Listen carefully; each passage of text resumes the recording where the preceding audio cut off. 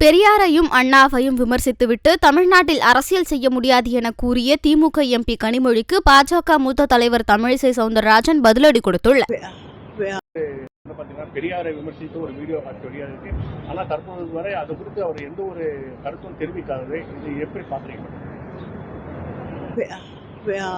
பெரியாரையும் பேரறிஞர் அண்ணா அவர்களையும் விமர்சனம் செய்துவிட்டு தமிழ்நாட்டில் அரசியல் செய்து விடலாம் என்று நினைக்கக்கூடியவர்கள், தமிழ்நாட்டிலே அவர்களுக்கு ஒரு அங்கீகாரம் கிடைக்கும் என்று நினைக்கக்கூடியவர்கள் நிச்சயமாக ஏமாந்துதான் போவார்கள். அவங்களுக்கு எந்த இடத்துலையும் வந்து தமிழ்நாட்டில் மக்கள் அவர்களை ஏற்றுக்கொள்ள மாட்டார்கள். ஆனால் அதே மேடையிலே அண்ணாவின் பெயரை தன்னுடைய இயக்கத்தின் பெயரிலே வைத்து கொண்டு அரசியல் செய்து கொண்டிருக்கக்கூடியவர்கள் அவங்க தான் வைக்கிட்டால குடியணும்.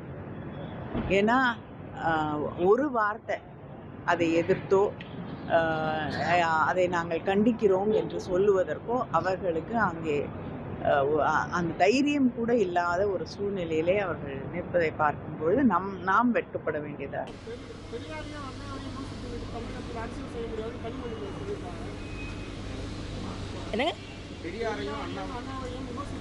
நான் ஒரு சுவாரஸ்யமான ஒரு நிகழ்வை சொல்கிறேன். தூத்துக்குடியில் நானும் கனிமொழியும் போட்டி போட்டோம். அவங்களோட ட்விட்டர் ஹேண்டிலில் ட்விட்டர் ஐடென்டிட்டியாக பெரியாரை வச்சுருந்தாங்க. சரியாக தேர்தலுக்கு 2 நாளைக்கு முன்னால் அதை பணமரமாக மாற்றினாங்க. இல்லையா அவங்களேன்னு அவங்ககிட்ட கேளுங்க. ஆக பெரியார் அவங்க தேர்தலே விலை போக மாட்டார், அதுக்கு வழி செய்ய மாட்டார், அவர் உதவி செய்ய மாட்டாருன்னு பணமரத்தை வச்சவங்க அவங்க. அதனால் தனக்கு எப்பொழுதெல்லாம் வேண்டுமோ அப்பொழுது அதை கொள்கையை மாற்றிக்கொள்பவர்கள் இவர்கள். அதனால் மக்களுக்கு அவர்கள் பதில் சொல்லட்டும். என்ன நான் கேட்குறேன், கோயில்களுக்கு முன்னால் பெரியார் சிலையை வைத்துக்கொண்டு கடவுளை நம்புகிறவர்கள் முட்டாள் என்று பேசிக்கொண்டிருக்கிறார்கள். இதை இவர்கள் உரக்க சொல்ல முடியுமா? சொன்னால் தமிழகத்தில் வாக்குகள் வாங்க முடியுமா என்பதை அவர்கள் புரிந்து கொள்ள வேண்டும்.